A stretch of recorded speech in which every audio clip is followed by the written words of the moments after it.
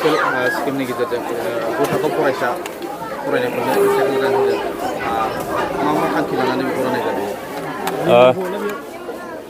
आसामनि जोंनि गिबि मन्त्रि डक्टर हिमन्त बिश्व शर्मा बिथांनि मोनसे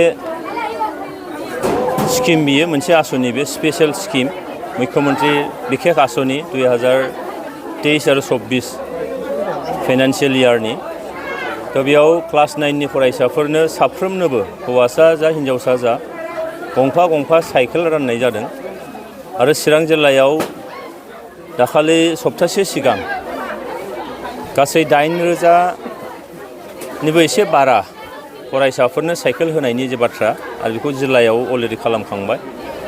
दिनैहाय रुनिकाटा हायार सेकेन्डारियाव गासै 353 फरायसाफोरनो 353 साइकेल गंफा गंफा क्लास 9नि फरायसाफोरनो होनायनि थाखाय जे थांखि लादों। दिनैहाय डेम' हिसाबै 20 फरायसाफोरनो साइकेलखौ रानग्रोनाय जाबाय। आसाम सरकारा बेनो मिजिङा जे ओरैबायदि माखासे फरायसाफोर दङ, ओरैबायदि माखासे न'खरफोर दङ जेराव गावनि फिसा फिसौ फोरोंनायनि थाखाय बिथांमोनहा फरायसालियाव फैनो राङारि मदद हरनो हाया, जायनि थाखाय गोबां फरायसाफ्रा गोजान गोजाननिफ्राय फैनांगौनि थाखाय बिथांमोना गारि भारा मोनियाव मालाबा फरायसालियाव फैनो हायै जायो। आरो बे गासै बाथ्राखौ नोजोर लाखिनानैनो दिनै आसाम सरकारनिफ्राय मुख्यमंत्री बिखेख आसनिनि गेजेरजों साफ्रोमबो क्लास 9आव फरायनाय फरायसाफोरनो गंफा गंफा साइकेल राननाय जादों, जाहाथे बिथांमोना क्लासाव थांनाय टाइमाव गारि भारा गैजायाजासे जि मोनसे क्लासाव फैनो हायै अबस्था जायोमोन बे जेंनानिफ्राय जाहाथे बिथांमोनहा उदां जायो।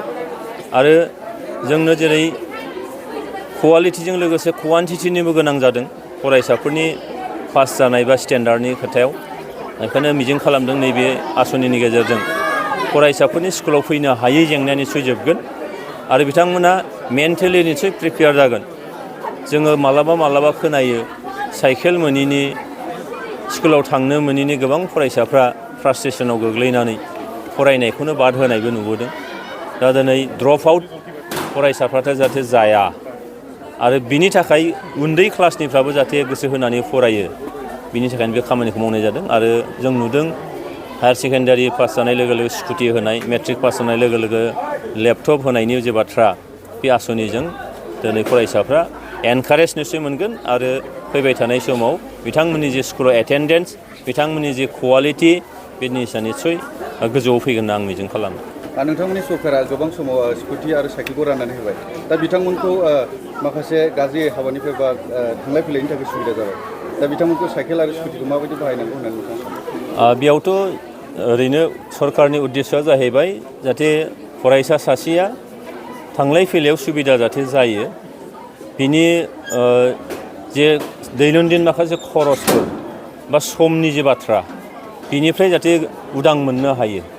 आरो आं खावलायदों जे ओंखायनो जे साइकेल मोननानै गाज्रि खामानियाव गाज्रि हाबायाव जाहाथे बाहाया, बेखौ सोलोंथाइनि थाखाय मोजां सोलोंथाइ लानो जिथु होनाय जादों, सोलोंथाइनि थाखाय जाहाथे बाहायो। ओरैबायदि माखासे हयथ' थानोबो हागौ जे जायफ्रा बेखौ गोरोन्थियाव बाहायगोन, स्कुटिखौनो होन, साइकेलखौनो होन, लेपटपखौनो होन।